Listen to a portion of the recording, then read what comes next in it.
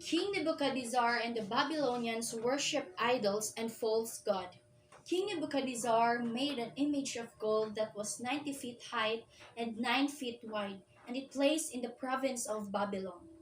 When it was completed, the king called for all important people to come to the dedication. Then the speaker announced, "This is what you were commanded to do, all you people of Babylon, all nations and all men of every language. At the moment you hear the sound of musical instruments and all kinds of music, you are to fall down and worship the image of gold the king has set it up, and his honor in the province of Babylon. Whoever does not fall down and worship the image will immediately be thrown into the blazing furnace fire." From then on, whenever the people heard the sound of instruments and all kind of music, they immediately fell down and worshipped the image of the gold King Nebuchadnezzar had set up. One day, the group of men from Babylon went before the king and said, "O king, you commanded all your people to fall down and worship the golden image. When they heard the sound of instruments and music, you've also said that those who do not worship the image will be thrown into the fiery furnace. We are here to tell you that there are some Jews, Shadrach, Meshach, and Abednego. Then you have said over the affair of Babylon that you refuse to worship your gods or bow to your golden image."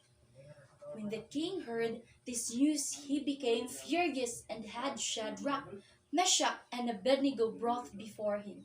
King Nebuchadnezzar asked, "Is it true that you do not worship my God or bow to the golden image I set up? If this is true, then I will give you a chance to bow and worship my golden image. But if you do not, then the three of you will be thrown into the fiery furnace, and what God will be able to rescue you from my hand." And the man replied to the king, "O Nebuchadnezzar, we cannot defend ourselves in this matter. Our God can certainly save us from the blazing furnace, even if he does not. We want you to know, O king, that we will not serve your gods or worship the golden image you have set up." Then the king, furious with the rage, ordered the furnace to be heated 7 times hotter than usual. Shadrach, Meshach, and Abednego were tied up with a rope by the king's strongest soldiers and thrown into the fiery furnace. The blazing fire was so hot, and the soldiers were immediately killed. As the king sat watching, he suddenly jumped into his feet and said to his advisor nervously, "Were the 3 men who were tied up and thrown into the fire?" He replied, "Yes, O king." And the king replied, "Look, I see 4 men walking around in the fire, untied, and the fourth looks like the Son of God."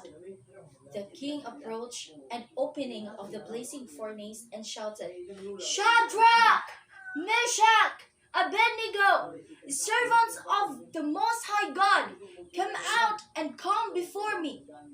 And Shadrach, Meshach, and Abednego walked down, and the furnace were the king. Many of the most important people of the kingdom surrounded. They saw that their bodies are not being buried, and not a hair on their head been singed.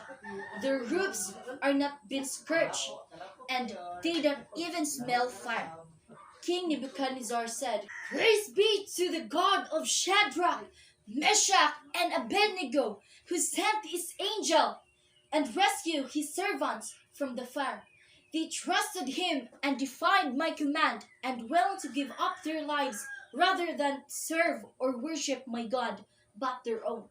Therefore, I announce today that the people of any nation of language who say anything against the God of Shadrach, Meshach, and Abednego will be killed, and their houses will be destroyed, for no other God can save in this way." Then the king accept and respect the God made of Shadrach, Meshach, and Abednego, very successful in the kingdom of Babylon.